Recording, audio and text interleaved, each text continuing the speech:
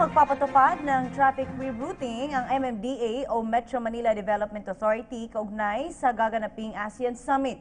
Nagpaalala naman ang ahensya sa publiko na hanggat maaari ay umiwas muna sa mga kalsadang malapit sa paggaganapan ng pagpupulong dahil sa inaasahang pagbibigat ng trapiko. Ang kabuuang ulat kunin natin mula sa ating kasamang si Dayan Kirer. Dayan? Princess, may paalala nga ang Metropolitan Manila Development Authority sa mga motorista. Kaugnay ng isasagawang ASEAN Summit sa Maynila, ay magpapatupad po ang ahensya ng traffic rerouting. Mula April 26 hanggang April 29, may mga itinalaga bilang ASEAN lanes.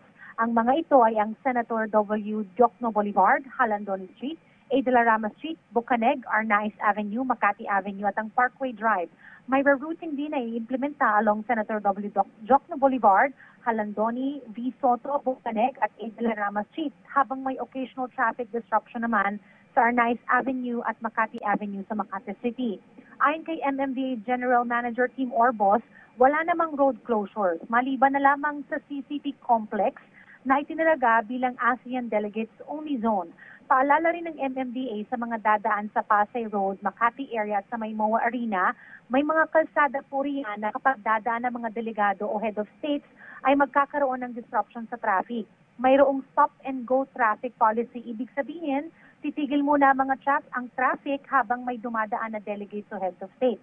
Nasa higit 2,000 MMDA personnel ang nakatakdang i-deploy, habang meron pang iba pang higit 2,000 personnel mula sa ibang ahensya. So total, mayroong higit 4,000 tao ang naka-assign para sa traffic management lamang. Samantala, pinabulaan na naman Manager Team Orbos ang sinasabi na ginawa ang clearing operation sa Baclaran dahil sa isasagawang ASEAN Summit.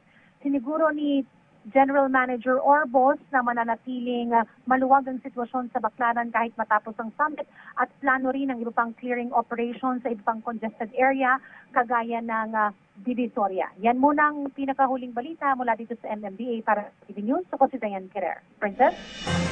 Maraming salamat, Dayan Kirer.